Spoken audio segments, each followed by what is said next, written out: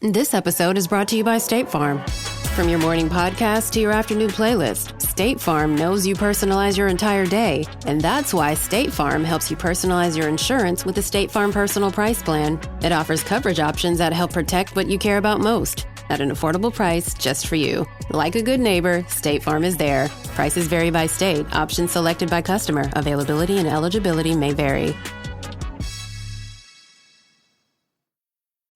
Don't you love it when things are both easier and more affordable? Like when the rain washes your car for you. Or like when you save up to 10% by bundling your renters and auto insurance with USAA. Bundle with USAA and start saving. Get a quote today.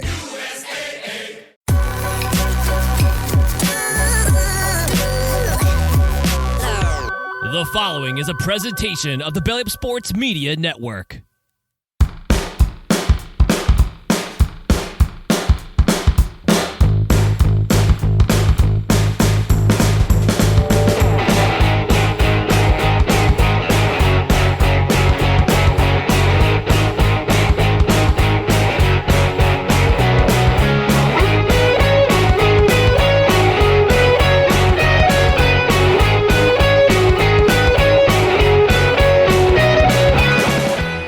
Merry Christmas and Happy New Year from No Credentials Required.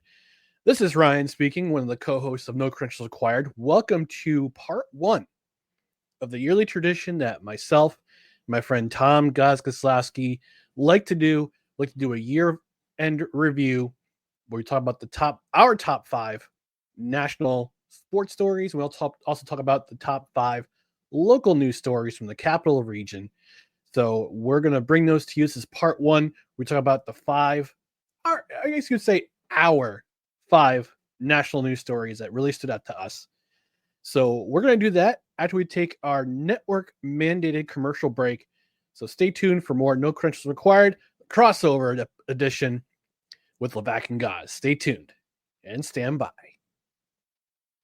This episode of No Credentials Required is brought to you by Invader Coffee. For the coffee lover who wants good, quality coffee with no bullshit and no filler, Invader Coffee is an ultra-premium, veteran-owned coffee company proudly delivering only the best coffee your hard-earned money can buy. They aim to only serve the highest quality, organic, air-roasted coffee beans sourced from free trade farms all over the world. They keep things simple. The best coffee at an affordable price in order to provide you with the value you deserve for your morning boost. 100% fair trade, 100% organic coffee beans, 100% air roasted, 100% money back guarantee. Visit invadercoffee.com, enter promo code BELLYUP at checkout, and receive 15% off your order. Hello, everyone, and welcome to this special edition, crossover edition of No Credentials Required, where you don't need a press pass to talk sports. We are presented by the Belly Up Sports Media Network. I'm one of your co-hosts, Ryan McCarthy. But this is a special crossover edition with my guy, who is one half of the super team, the super sports, local sports radio team in Albany, New York, is Tom Goz Goslowski, looking all handsome and stuff. Goz, how we doing, man? Ryan McCarthy, it has been too long, my friend. This fall, the end of 2024 is upon us. It's been an interesting finish for both of us here, especially me, but I'm glad I'm talking sports with you to wrap up what's been a wild year in sports, both locally and nationally. It's going to be a lot of fun. Derek called this a tradition. I believe this is year 3 of you and I doing this together. Yeah, this is as Jim Nantz would say, a tradition unlike any other, but some other people do it too, but we do it the best. We do it the best. Well, we're going to cover the top. This is going to be part 1 of a 2-part series. Part 1, we're going to cover the top 5 national sports stories in 2024. And then part 2, we're going to cover the local district, the capital region, Albany area, doing some good stuff with sports in the local Albany area. But let's address the national scene first of all. And we're going to talk about our top 5 national news stories in the year that was, of our Lord, that was 2024. And Goz, I'm going to have you lead off here with your, I don't, do you want to do ascending order or do you want to do descending order? I like 5 to 1. You build up to the big one. Okay, there's a chance we might run into the same story at some point. I don't think this is on your list. I don't like starting with sad stuff to lead off a show, but I feel like it's more about the person, the topic, the base, some would say, of what sports talk is at the heart of what this story number 5 is. Okay. And if I know you can see this, but for our audio audience only, there's a guy behind my right shoulder here who is the all-time hit leader in the history of Major League Baseball, and that is Pete Rose, and it's the passing of Pete Rose here for story number 5. We can look through the history of sports at professional or college, whether you're 50 years old, 30 years old, 80 years old, and say there may be no more polarizing athlete ever in American sports history. That's with Ali. That's with Jim Brown. That's anybody. The answer is Pete Rose. Pete Rose, who recorded more professional hits than anybody in the history of baseball, doesn't get to the Hall of Fame, at least in his life, that he gets to see it.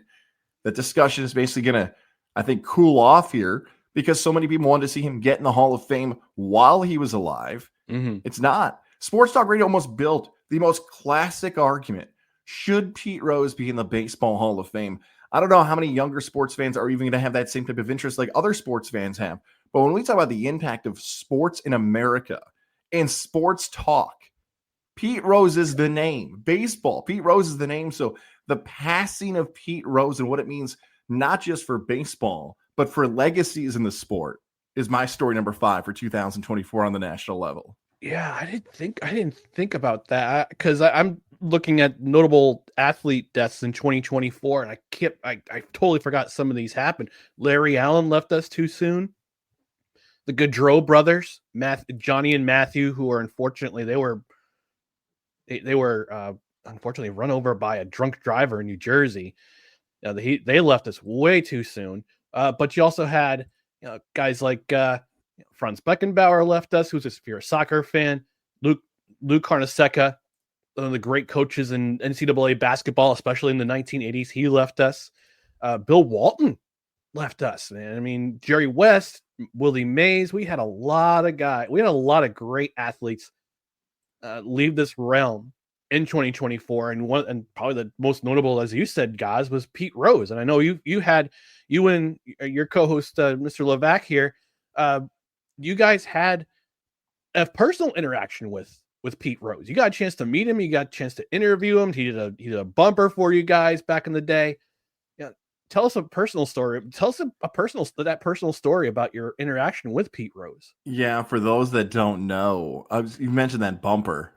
I get asked about that bumper a lot this past year after the passing of Pete Rose. Where quickly on that story, in between the conversation, we asked, "Hey Pete, can you say something for the station?" Like, "Hey, you're listening to Levack and Goz," and what he said instead, I won't say what he said, but I'll say Levack and Goz, and to describe the shape of our heads, let's just say, with another form of the human body. But he eventually got a cleaner version and said, Levack and Goz, 2 of the best. Tune in. I was like, that's so awesome. But yeah, he came to the Palace Theater in Albany. I believe it's 2017. It was a night where he just talked baseball, just told stories and everything else. And what happened at that event was that we were told that Pete was going to join us at 4:00. And if the story of that goes is that Pete was in the news nationally that he was suffering from dementia and he was canceling all public appearances. And it wasn't, so we're like, whoa, canceling all public appearances. There's a show tonight in Albany. We're scheduled for an interview for him. What do you So 4:00 comes and goes, and we're just like, it's not going to happen. Like, Pete Rose isn't going to join us. And the guy who's booking the interview is a guy named JP. Now, this is a grown man in a full baseball uniform who's acting as the agent for Pete Rose. I'm like, okay, he's definitely not coming on the show. So, but 5:00 rolls around, and now sits down the hit king of baseball, Pete Rose. And you know this, working in media and people who do this for a living, you might get 4 minutes if he's busy. Yeah. Maybe on a radio, you get 8 to 10. He signs off. He does his thing. He does his more media to hype up the event. Okay. No issues. We keep him for about 12 minutes, and we go to commercial. And we're waiting for his agent, his handler, his producer to just take him off to the next interview, and he doesn't leave. Is Pete Rose still sitting here? All right, we'll come back with Pete Rose. He sat with us for an hour. He could have sat with us for 5 minutes, an hour. Any question you ever wanted to ask Pete Rose, he answered everything from hitting to gambling to talking about WWE to the Hall of. Wow. It's my biggest regret in my media career that I don't have that on tape. I regret it all the time that I don't have the audio of it. But maybe that adds to the mystique of the story of Yeah, I spent an hour with Pete Rose, and he told me any story I ever wanted to hear, and all I have is a picture and the autograph behind me on the side here, the autograph. But it was incredible. I went into that interview, and I'm speaking for Levack here a little bit, but I know we both went into an interview thinking this isn't a person we're going to like. There were so many tough stories, but at the end of it, it's like he was authentic and as real as you could get to us. And I think that respect of authenticity is what we appreciated. Yeah. And he was nice to us. Like, everybody has different interactions with people, but sometimes when they're just genuinely nice to somebody, that goes a long way. And he didn't have to do any of those things. So, yeah, when the news came that Pete Rose had passed away, I looked back at what he had done for us. And I was like, people almost a decade later, you brought it up there. People still remember that impact. So, and whether or not he should have been in the Hall of Fame, I tend to lean towards no, just because of him confessing what he had done. I know some people look at the Hall of Fame as a museum, but for me, I'm okay with his legacy being a little bit something different for people. Yeah. A lot of athletes leaving this realm. Some of them too soon. Some of them you were just like, wow, that took you by surprise. Like Pete Rose's passing certainly took me by surprise. Same with Dikembe Mutombo, because you didn't know. Well, I didn't know he had brain cancer until his death was announced. It's like, wow, that's crazy. And you think about some of the people, the athletes who leave an indelible mark on the sporting world. Pete Rose was definitely one of those guys who left a huge mark on whether it be a positive or negative. We talked about after on our show for a little bit back in the summer when he passed, about whether it be negative or positive, he left a mark. He left a mark on the baseball world, not just the baseball world, but also in our culture, because it's cross cultural, but with the whole wrestling thing and with WWE and WrestleMania, and also just in pop culture in general. So yeah, it's a sad note to start with, but it's something notable. It happened in 2024 for sure. All right, I guess it goes to me now. With my number 5 story of 2024, and we're going to talk about the NCAA. And I know it's kind of recency bias because we're just wrapping up the regular season in the NCAA. Division 1, the FCS playoffs are going on right now. Unfortunately, it was sad to see that Albany had that drop off this year from the heights they reached last season. But it's still the playoffs going on, Division 2, Division 3. But also we had a lot of conference movement happen at the end of 2023. And it's not a day that ends in Y. There is no controversy in college football. And this season still brought the controversy, still brought the arguments, it's been going on since just not the 80s and 90s. It's been going on forever. All right. Since we had bowls that became the big that basically decide the national championships. And then we had the BCS, the Bowl Championship Series, which was an animal of its own back in the day. Then we decided, all right, let's just do a college football playoff. We'll have 4 teams, with the best 4 teams in college football in Division 1 or Division 1A, if you want to go back that far. If you really want to date yourself, Division 1A, with the best 4 teams, we'll have them play, and we'll fight it out and see what happens from there. Well, with all the conference movement going on, with a plethora of teams moving from conference to conference, jumping conferences, leaving the Pac-12 to the Pac-2, not a whole lot of independence these days. I think there's 2 independent schools now. But they decided, all right, NCAA said, all right, we're going to expand the field. We're going to go from 4 teams to 12. Like, all right. The 12 best college football teams playing in America play each other. Have the first round go to the campus of the higher seed, which is pretty cool. It's an extra game. I mean, you don't see a lot of December games in Columbus or State College or South Bend or any of these places. Now you got college football. Now you get December college football in those places. then those teams who won move to the next round, which starts the bowl series. And although we expanded the field, we still get controversy. Still have controversy because Alabama finished the season 8-3 or 9-3. Better quality wins, better conference, arguably. Left out of the college football playoff for a 11-1, 12-1 SMU team who lost in their championship game. I mean, Alabama didn't go to their championship game, their conference championship game. But people are saying whether you're a legacy college football fan or not, you're saying, what's this small private school in Dallas, Texas doing in the college football playoff when we got a team in Tuscaloosa, Alabama, who's a legacy favorite? They're going to be going to, the ReliaQuest Bowl in a rematch against Michigan in that bowl game. So, yet again, the NCAA never ceases to not stay out of the media spotlight with yet another college football playoff debate of which teams deserve to go to the college football playoffs and which teams deserve to go to a regular bowl game. I have this as number 3 on my list. So I know I'm jumping ahead a little bit, but I'm just going to hop in on this conversation so I don't. It's odd because of the college football playoffs impact, what the future looks like. Full disclosure, when you and I are having this conversation, it hasn't finished yet. Yeah. So our take now, maybe in late January or mid-January, might feel a little bit different. Mm-hmm. I do love the idea that more teams have a chance to win a national championship. I thought you did a nice job there laying out what used to be college football.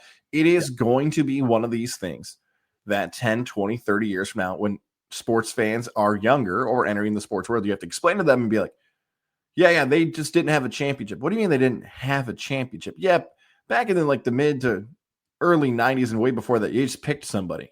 Wait, what? Yeah, they voted for somebody. So then they just had 2 teams play? Well, what if they weren't the 2 best teams? Well, they just did that. Well, wait a second.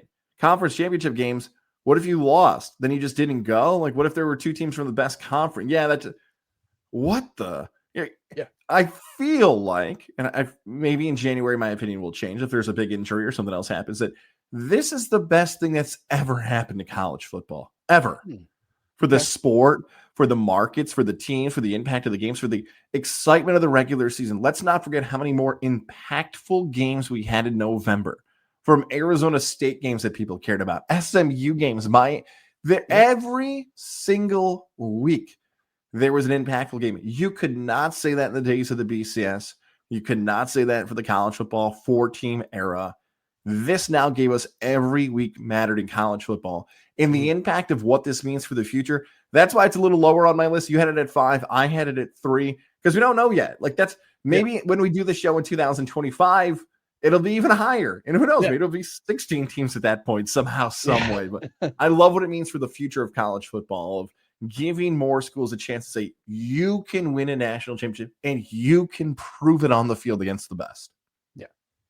Yeah, so that was my, I guess you could say 5-ish news story. But moving on to number 4, you've got more professional teams relocating. And you had one in the NHL, and you had one in Major League Baseball.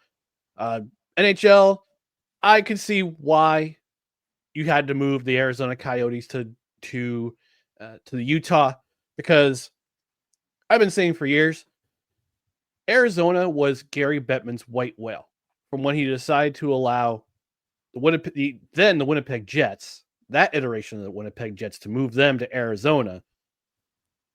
And he just kept chasing it, trying to make it work over and over and over again, trying to get new arenas, trying to have people stay, getting new ownership, having the league take over ownership, having one of the greatest of all time take over ownership of that team and coach that team at the same time.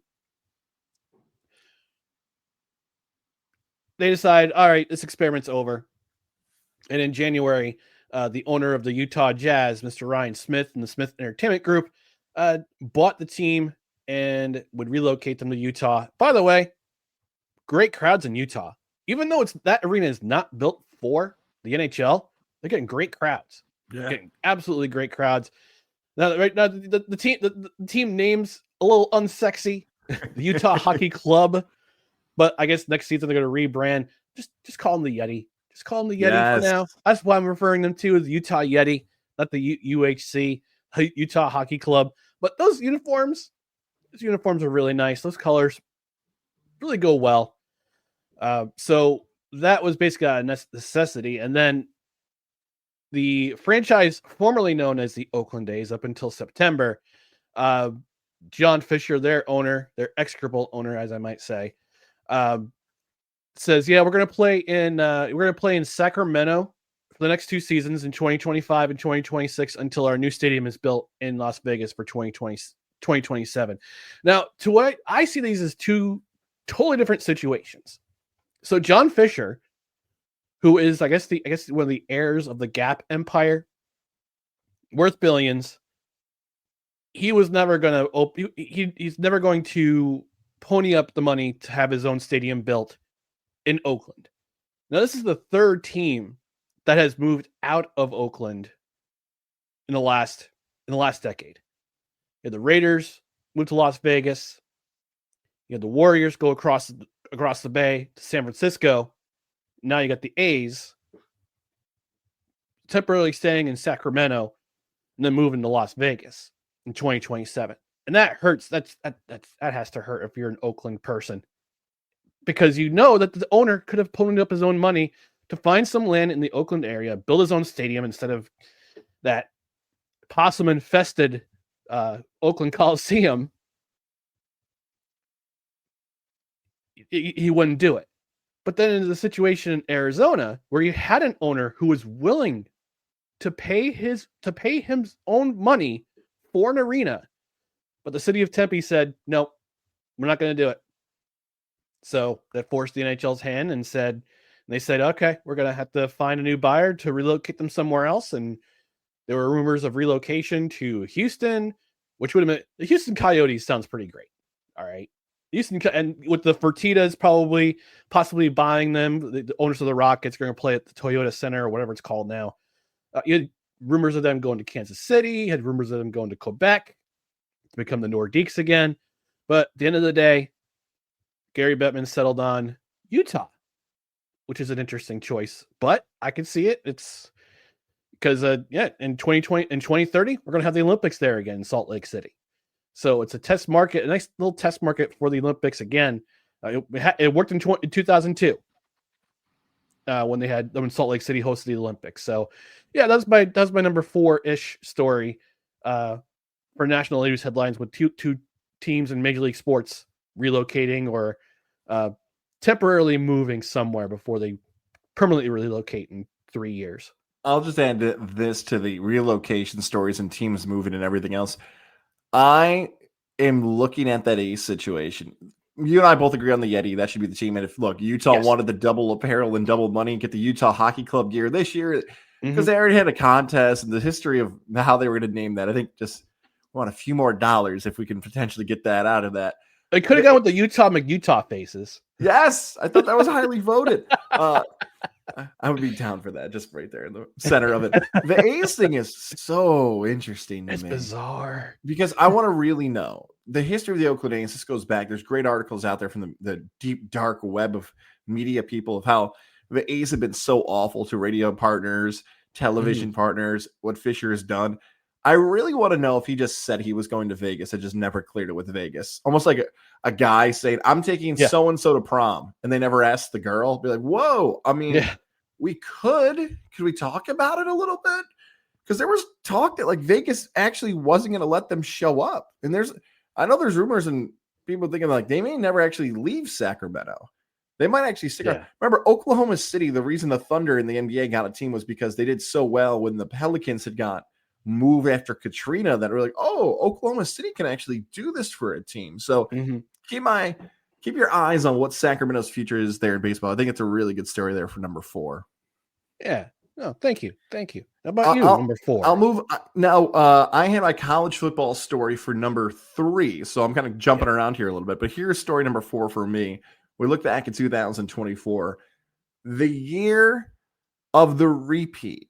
So, yeah, I know I'm combining two sports here, but we're talking about two teams that are going to be looked at as dynasties. And that word dynasty, you want to talk about finding it difficult to do in the pro sports world and difficult to do in the college sports world. We saw the Kansas City Chiefs repeat as Super Bowl champions. They take down the San Francisco 49ers. They have a possibility to become the first NFL team ever in the history of nearly 60 years of the league to have a three-peat. It's never been done before. The Chiefs this season could make it happen. The Chiefs go back to back. And on the college basketball side, UConn dominates. Yeah. UConn was the team to beat. And not only, look, there's questions about whether or not teams can get done in the NCAA tournament because they're the hunted. And maybe talent versus talent, the 2023 UConn team may have been more talented than the 2024 UConn team. But they smoked everybody. There's dominance in the NCAA tournament. And then there's what UConn did in 2024. How often, if at all, are we ever going to see that again where we see a Super Bowl champion go back-to-back in the world we have now of salary caps and huge quarterback contracts and more, and especially in college hoops where you've got NIL and it might not be about the blue bloods anymore and it's about coaches potentially leaving. UConn and Kansas City, the Kansas City Chiefs and the UConn men's basketball team do something that sports fans might not see for a long time again, and that's building a dynasty. The year of the repeats. UConn men, Chiefs in the Super Bowl. And the funny thing about the UConn situation is that Dan Hurley was linked to the LA Lakers job, and they were talking about it, and it's like he's like, I ain't going, I'm not going anywhere. He's like Leonardo DiCaprio, Wolf of Wall Street. I ain't going anywhere. I want Adrian Wojnarowski, who took that job at St. Bonaventure. I would love if his final thing he did post-career, like presidents have pardons, if Woj, before he left Sports Media World, said, actually, I'm the reason Hurley got the contract. For those that know the background on that, Woj wrote a story about Hurley's dad, the legendary Bob Hurley Sr. He wrote a whole book about him. So people wonder if Woj leveraged Hurley into that deal because it's like, well, what else could have got Hurley a raise at UConn besides the Laker gig? Does he really think about taking the Laker gig? Was he used for contract leverage? Did he really want to go to the NBA? We see him yelling and screaming on the sidelines constantly. Could he have done that to grown men in professional basketball? I don't think so. Woj, let's know. Are you the one behind the Hurley extension? I gotta say though, for the LA Lakers job, I'm just, for my podcast brethren out there, I'm just very happy that my fellow podcaster JJ Redick took that job in LA. That gives me hope for a head coaching gig somewhere. I made a joke on the air on No Credentials Required about how the Albany Academy High School was looking for a head hockey coach, and I'm like, you know what? I'm a podcaster. I'll throw my name in the ring. Yes. I never played hockey. I watched hockey, but I've never played it, and this could work. But yeah, you're right. I mean, we live in an era where we don't see repeats very often, and the modern day NFL, you've never seen a three-peat. It almost happened in 1990 with the San Francisco 49ers. They won Super Bowl 23. They took the Broncos to the woodshed in 2000, or to the train station if you're a Yellowstone fan. Nice. In Super Bowl 24 came within a few seconds of going back to the Super Bowl and playing the Buffalo Bills in Super Bowl 25 until Leonard Marshall absolutely knocked out Joe Montana, and Gary Reasons had that fake punt to send the Giants, and Matt Barr kicked the field goal to send the Giants to the Super Bowl. So you don't see it very often in this kind of, you don't see it at all in this era of a three-peat. I mean, you've had teams win multiple titles in a row in Major League Baseball. You've seen it in NBA. You've seen it in NHL. This is pre-expansion and pre-merge. This is pre-expansion, by the way, where you've seen multiple teams win 4, 5, 8 championships in a row. The Boston Celtics, hello. So yeah, it's and we get to see it, and it happened in overtime too. That was an overtime game the Kansas City Chiefs wound up winning in the Super Bowl because it took advantage of Kyle Shanahan not knowing the overtime. I still can't believe that. Like, it's like one of those things. Like you just like think, oh no, that can't be true. And then you realize, like, no, the players didn't know, and they just threw him under the bus immediately at the end of the game. Oh my gosh. Yeah, it's one thing that Andy Reid does. He took advantage of somebody's mistakes, and there you go. And it's funny that the Jets had signed Mecole Hardman and winds up catching the Super Bowl touchdown winning pass. What a disaster. All right, so number 3. Guys, number 3, I know you talked about this, with the college football.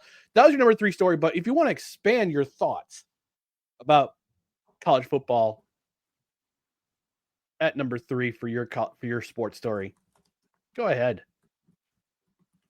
Yeah, just maybe another year it's number 1. Like that's how impactful the college football playoff is. Why 2024 is so unique that any other time you could say an entire sport whose popularity maybe hasn't even reached its peak yet, whose popularity, look, if someone told me one day they think college football might be more popular than the NFL, I probably won't push back on that because of the regional pockets and what it means for certain cities. Mm-hmm. Look, you're talking about 135, I believe is the number of FBS now versus 32. Like regionally, it's massive. People talk about engaging audiences. When you talk about advertising, you talk about making money. There is no more engaging audience than a college football fan. They are the most delusional. They win. Yeah. Not baseball, not the NFL, not basketball. The most delusional fans in America are college football fans because they think any team. You mentioned the Alabama SMU point. If some SEC fans would think SMU was like 5-7 and never played football before, that's what I love about the playoff. I want to be anti-SEC guy. Like I want to be the one that says like the SEC is overrated. I don't have evidence to tell you they are. I don't. Like for the last 15 years, you needed a Calvin Benjamin game-winning touchdown. You needed a Deshaun Watson game-winning touchdown. Michigan barely beats Alabama. Like there have been little moments, right? Yeah, like overtime. Little besides maybe what a Clemson blowout against Bama. Like I have one example of like the last 15 years that the SEC didn't dominate. So yeah, I love the college football playoff. I'm glad we're only getting an appetizer right now because even more of it might be better going forward. So I did the research while you were talking about the FBS schools. They're currently in 2024, they're 134. So you were close. What did I say? 135? You said 135. Delaware's coming next year, so it counts. Delaware's next year. And then also Missouri State is moving from the Missouri Valley Football Conference. They're going to play in Conference USA in 2025. So we'll have 136 teams in FBS or Division 1. I still call it Division 1A. I mean, come on. Forgive me for that, but in 2025. And I don't know who else is going to be jumping ship. I mean, James Madison jumped ship in 2023, and they didn't go to a bowl game because they weren't considered. Because I guess the different rules with FBS, like if you jump from FCS to FBS, you can't be bowl. You can't be bowl eligible for the first 2 seasons, which is so dumb. Which is stupid. Stupid. And James Madison went 8-1 that year, 9-1 that year. They didn't go to a bowl game. Just a rip off. But I'm just gonna be curious for the next couple of years to see how many teams jump from FCS to FBS. Could North Dakota State make the jump? They've been so dominant in FCS for so many years. Same with South Dakota State, Montana State, and Montana. Can we see them maybe join the Pac-12 and become the Pac-12 again?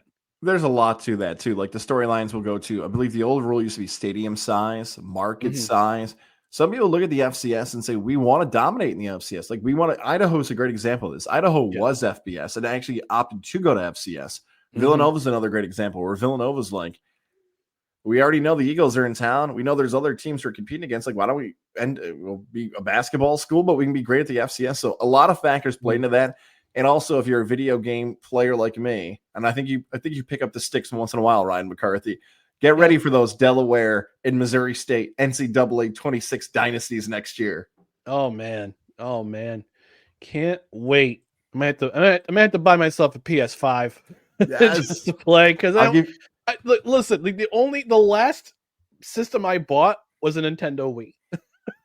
That's how long it's been. I'll give you a nice parlay to fire one off and buy a PS5 with. Okay. We'll talk off air. That's what I did for mine. My number 3 for top national news stories in 2024 streaming services joining in with the broadcast wars, because and Netflix, they bought the rights to Monday Night Raw for $5 billion dollars. I think it was this year or I don't remember if it was this year or last year. I believe it's this year. Yeah, this year. Yeah, very early in the year. Yeah, yeah, because SmackDown's going to USA after being on Fox for about the last 5 seasons. That's what 5 years or so, and Netflix for the first buying the rights to Raw. They also won the rights to broadcast the NFL Christmas Day games this year and next year. So this year I think they paid $150 million for both years. So $300 million for 4 games over the next 2 years, and then they opened up the bids again, which is going to be weird seeing football on a Wednesday for the first time since 2020. It's NFL for the NFL. That's just weird. But then you also have they also won the rights to the Jake Paul Mike Tyson fight, and there was some concern because of the streaming that went on during that event, because people weren't really tuning. I mean, if you were a hardcore boxing fan, you were tuning into the card. You were from the match card to the main event. You were watching the whole way through. But you had people jumping in right as Tyson and Paul were going to fight, and just everything went awry in terms of the streaming quality. People were having a very tough time. There was a lot of buffering going on, and Netflix has assured people, these issues will be fixed by the time our Christmas Day games come in the NFL on Christmas Day for the NFL. But I talked about this on the program. I talked about how back early in the day when Amazon had won Thursday Night Football, they were having all sorts of issues too with the streaming quality and the buffering and just how things just looked choppy. Like it was just really poor quality. So hopefully Netflix will have that taken care of by then. But it's not just Netflix who are jumping in the fray. You also had the NBA. They became free agents with their streaming, with their broadcast rights.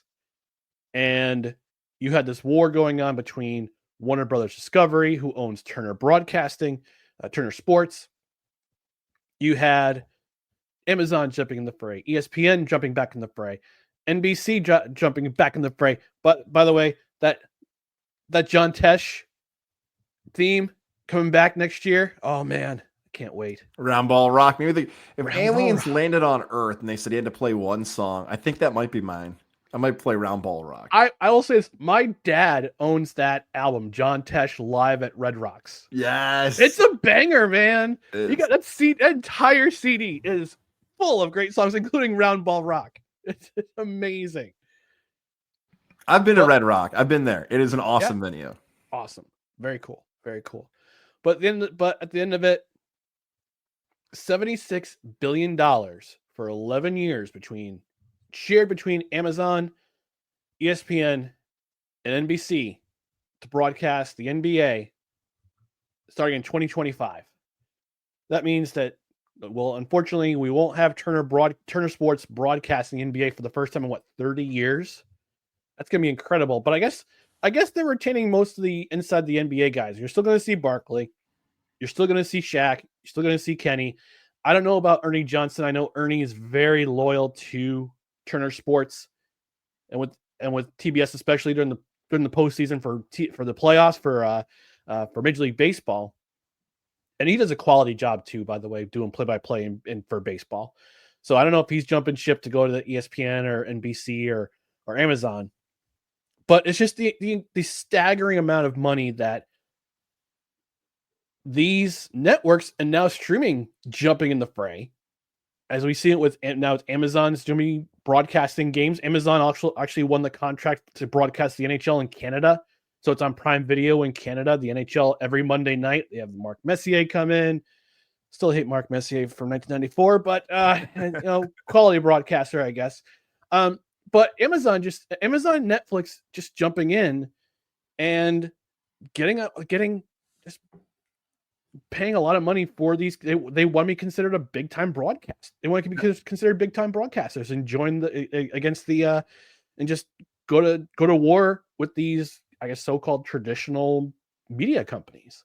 We mentioned earlier in this conversation, this is our third year of you and I doing this national stories of the year and local. I feel like this might be our best list. This might be the best we've done in the last 3 years because of that story. Like, you and I are old enough sports fans to remember, and I remember this because I was in college when this happened, where the boom of the late 2000s, early 2010s was every place got their own traditional television network, and that seemed to be the future. Yep. You're going to have the NHL network, the MLB network, the NFL network. Yep. I might have shared the story with you before, and I know you mentioned the WWE. My job, I was going to get out of college because it was tough to find a broadcasting gig out of college. My first gig that I was going to get was to work for the WWE network. Whoa. And they said, like, hey, just hang tight. Like, we're making adjustments. You're going to come work for the state. You're going to come work for the TV station. Like, just hang tight, hang tight. And then in that process of like the spring of 2012 was when they made the change of, no, we're not going to have a television network. Right. We're going to have like on-demand Netflix style. Yeah. And I swear you can still find these articles. There are articles out there that actually believe the WWE network was fake. Like, because it took so long, but the WWE, to their credit, said like, no, we're going to be ahead of the curve. Yeah. And that's what this is. Like, all these stations are all ahead of the curve. Like, this is the future of sports. Now, is it going to tick off sports fans? Is everyone going to have to pay for all these subscriptions? Is it just basically cable again? What I find really interested in when you and I are having this discussion is that there's an article and stories out there about the NBA ratings being down. There's a story that in comparison to last season, the NBA ratings are down 23% and 48% in the last 20 years. I must be in the minority that doesn't care about that stuff because everyone's going to streaming. So what are we going to say next year when the ratings are down? Oh, you won't believe this. The television ratings are down across the board sports. Yeah, because they're on streaming networks now. Yeah.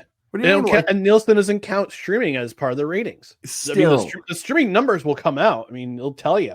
It makes no sense.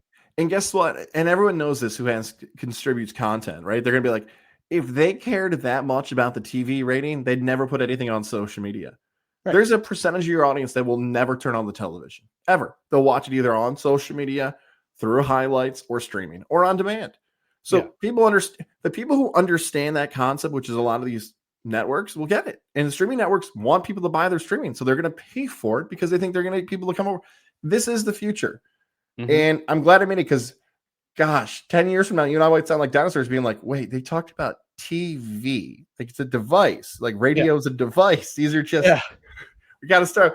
We're almost going to be at the point we can't say those words anymore. Video, audio, that's the way we have to describe these things. Right. Exactly. Yeah. I mean, this whole thing, I mean, there's other reasons why the NBA ratings have gone down. I could point to the quality. I mean, just the other night, we're recording on December 16th, by the way, just to give you a heads up on this. But on Friday night, on Friday the 13th, in the game between the Hornets and the Bulls, they missed 75 3-pointers combined. Oh my gosh. I mean, it could be the quality. It could be just the quality of the game. Could be the fact that these kids are coming out of college way too soon. They're not developed. But no, there's other reasons. But it's a whole nother show to have a conversation about. Ryan, I don't want to jump you because I know we've been going back and forth here in our top 5 stories 2024. I have a feeling you and I have the same top 2 stories. I do. Okay. I would like to go first if you don't mind. I know I'm cutting the line here. No, it's quite all right. Absolutely. Go ahead. My second biggest story of 2024 is the 2024 Olympic Games. So when you have the Olympics, when you have the Noah Lyles 100-meter dash, when you have the dream team, that's not the dream team, it's the redeem team. It's the, I don't know what team we're calling them in 2024. When you have the gymnastics, the comeback story of the overrated bum that is Simone Biles, if you remember my takes, I'm still getting grief about. Levack isn't on this. Some people say it's the worst take I've had in the history of Levack and Goz, saying Simone Biles is a quitter and overrated. The 2024 Olympic Games, when they happen, are always an impact, and this one was around the country. But for the American storylines with Simone Biles, Noah Lyles, basketball, and I'm sure other ones I'm forgetting right now, 2024 Olympic Games comes in at number 2 for me. Something about summer over winter for me as well when it comes to the Olympics. I prefer a little bit more. here's a question for you when it comes to the Olympics. I've been talking about this for a while on our show. No credentials required. Do you think ice hockey should be in the Summer Olympics? No. Okay, interesting. Why? Why do you think it should be? I think it could be, and there's the reasons, and one of the biggest reasons why is because you don't have to pause the season in February.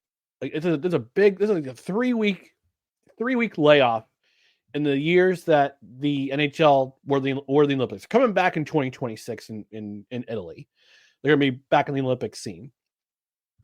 It'll be interesting to see if Russia is actually in the Olympics by then. It's not the OUR, the Olympic OAR, the Olympic athletes from Russia, or the independent teams for the Olympics. I forgot what they call them during the Olympics, like non-competitive NPCs. I don't know, but it'll be interesting to see if Russia's allowed back in, or if they're going to have Olympic athletes from Russia in 2026. But there's not that you don't have to pause. I mean, this year they're going to have to pause because they're doing in lieu of an all-star break. They're going to do the four nations face-off between Canada, USA, Sweden, and Finland in a build-up to the Olympics in 2026.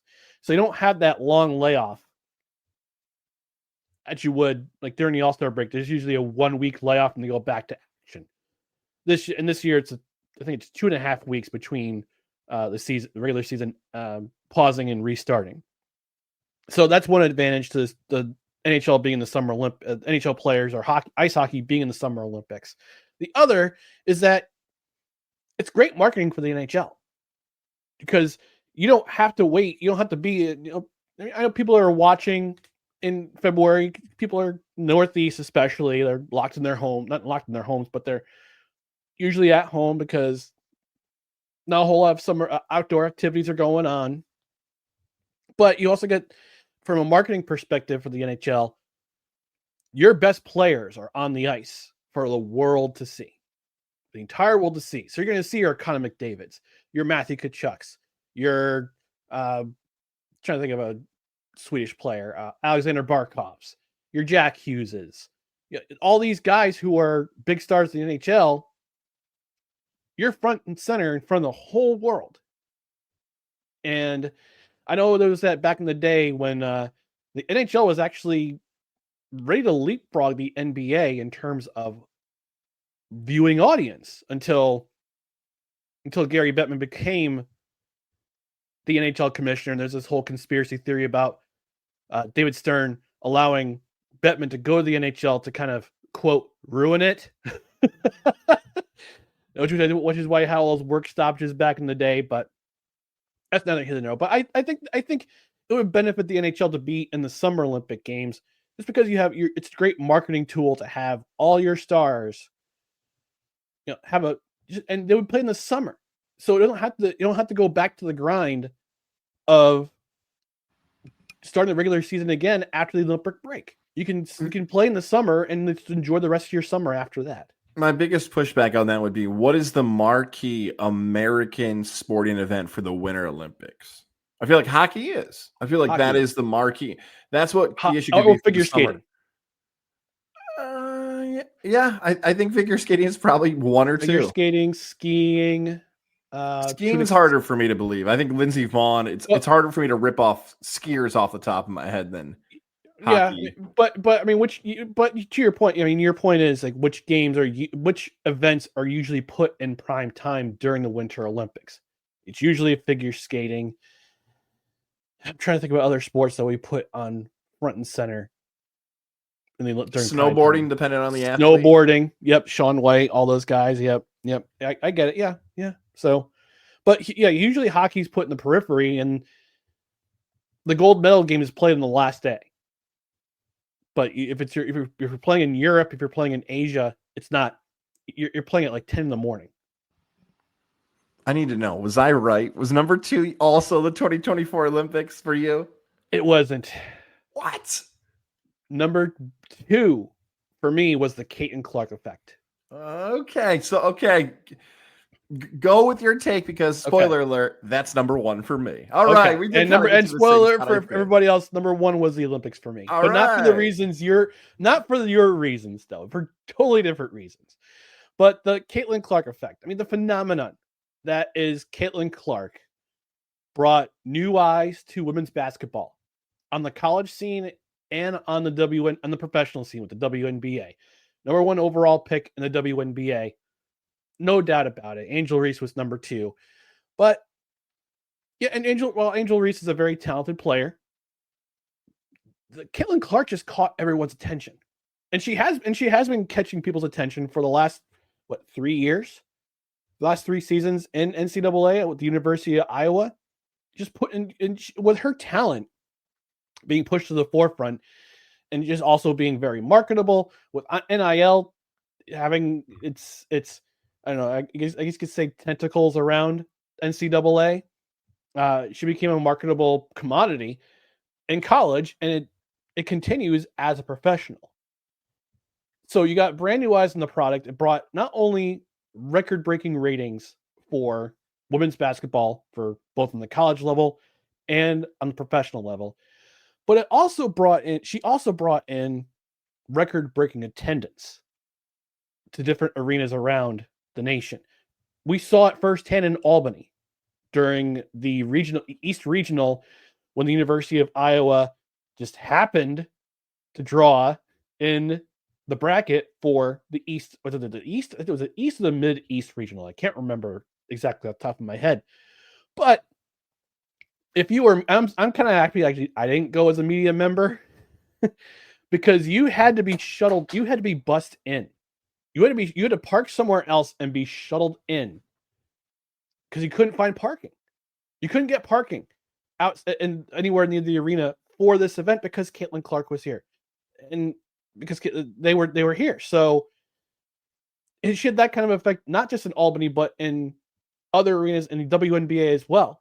You saw teams breaking attendance records when arenas would sell out for visiting teams. Like Indiana came to town in Chicago, or they went to town in Atlanta, or whichever other city, Los Angeles. The crowds would come. Crowds would come that wouldn't otherwise come to a WNBA game. So if you're a WNBA, if you're somebody who follows the WNBA, there's hope for your league. I mean, we talk about how the league is. I don't want to say be really harsh and say that's panned, but it's never really been financially stable, from what I understand. I mean, I could be wrong. Somebody can correct me. Go ahead. At who is Ryan MCC on Twitter. Correct me if I'm wrong. But like I don't think the WNBA has really ever had a true face, like a true marketing face. Now they have it. Now they have it in Caitlin Clark. So that was my number 2 story, big story nationally of the year in 2024 was the Caitlin Clark effect. For me, it's number 1 because of the impact of what the future could be for Caitlin Clark and female and let's talk about that. Right, like female sports for the future. Because here's the thing about Caitlin Clark. In our lifetime, again, this is probably the 4th, maybe 5th athlete where I thought in my lifetime, okay, this individual female athlete is going to change the way we talk about female sports. One of them was Mia Hamm and Brandi Chastain, 2 of those together because of the finish of the Rose Bowl and what soccer was going to be for the future. Jenny Finch in softball, if you remember how unbelievably popular she was, and Ronda Rousey. Ronda Rousey was on the cover of Sports Illustrated, ESPN, the magazine. People were paying to watch Ronda Rousey fights. I'm sure there's other female athletes. I'm blanking on the one that has the Netflix special about her. Cyborg. But there's another one out there that Clarissa Shields has a movie about her. I know there's a story about Untold on Netflix. I'm just blanking on the female boxer's name, but there have been others.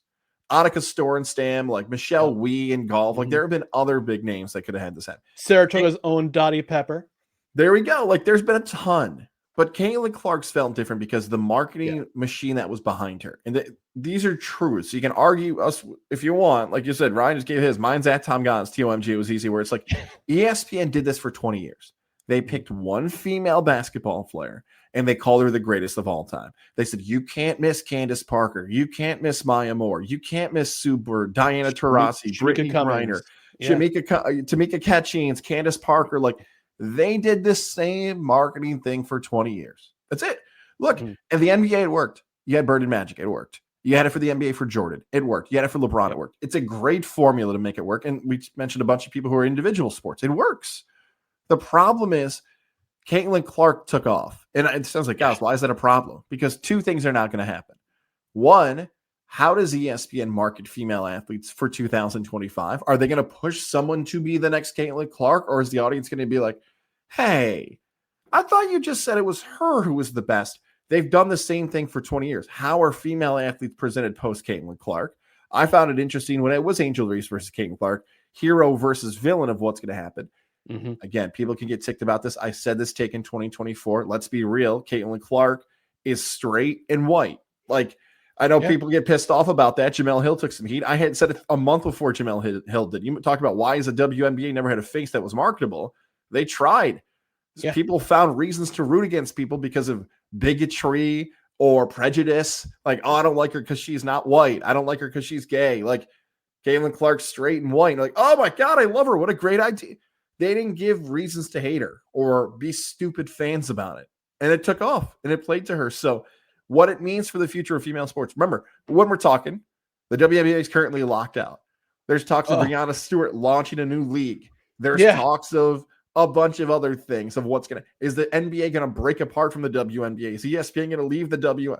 There is so much that is still at stake here. And if it hits, she changes female sports forever. No pressure, but that's the number one story for me in 2024. Yeah. And we're kind of still, I mean, you could argue for women's hockey, it's the same thing. Although Haley Wickenheiser back in the day was the one who kind of brought women's hockey into the forefront.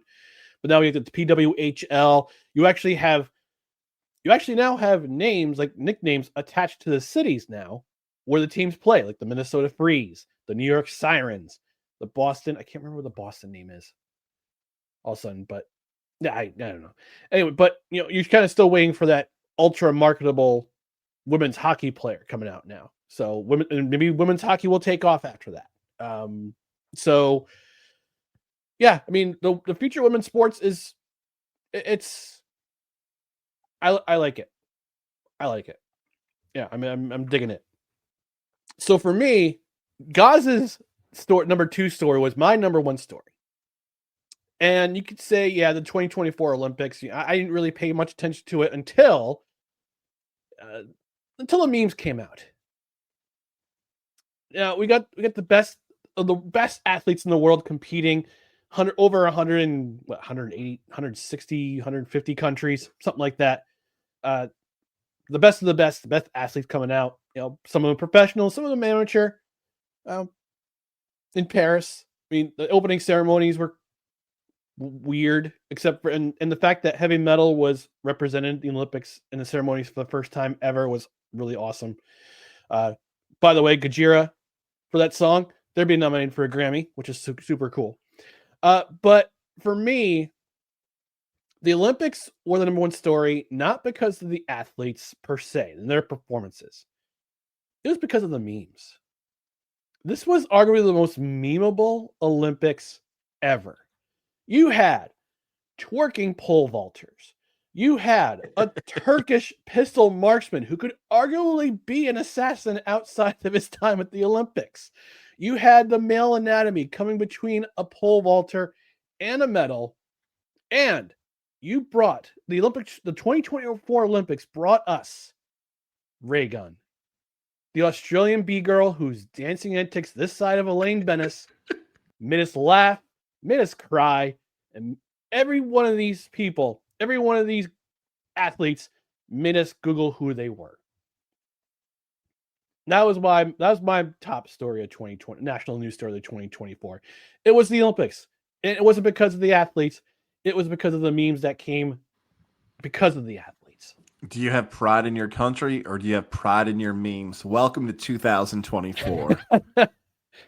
I have national pride and I have meme pride. USA. It was a fun Olympics. That's, you mentioned your stream story. Like, that is how people are going to consume it.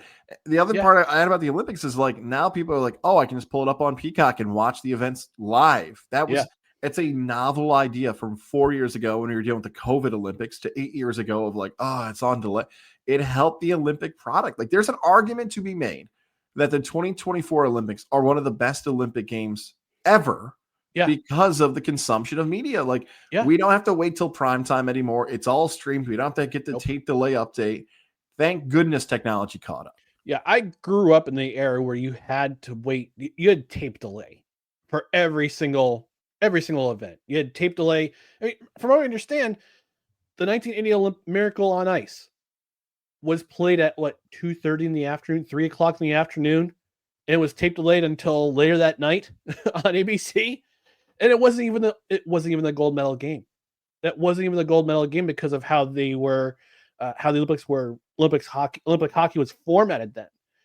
But same with 1984 Winter Olympics, Summer Olympics in LA. Although those were primarily live because they were in Los Angeles. I remember that much. But a lot of things were tape delayed. You had to wait until that night, that 8:00 prime time to watch these games. But I think it was a sea change after the 1992 Barcelona games, where you could watch. People were tuned in live because of the Dream Team. Yeah, and that's a discussion for another day about the 1980 Miracle on Ice. It's like, oh, it was on 2:30 in the afternoon because it was in a different country. No, it was in Lake Placid. It was Lake Placid, New York. Well, what was on at 2:30? Other stuff. Ryan's Hope, General Hospital, Elf, a soap opera. But you in the summer, actually, I should say in February, January. Yeah, like it did make sense. It did. But luckily, 2024 has changed those things for young sports fans. Yeah. I mean, 2024. This is we talked about broadcasting. A couple that was down my list as number 3. We talked about the broadcasting and how the internet has changed the landscape of broadcasting forever. And you talk about how you can not only watch it live, but you can also watch it on demand. You can watch it whenever you want. Like I could go back and, my sister wanted to watch the trampoline. It's like, all right, I'm gonna pull up on Peacock. Here you go. Watch all the trampoline you want. Go right ahead. There it is. But yeah, those are our top 5 stories of 2024 on the national scene. We got to come up to the local scene in part 2 of this series on No Credentials Acquired and Levack and Goz. So please stand by and stay tuned.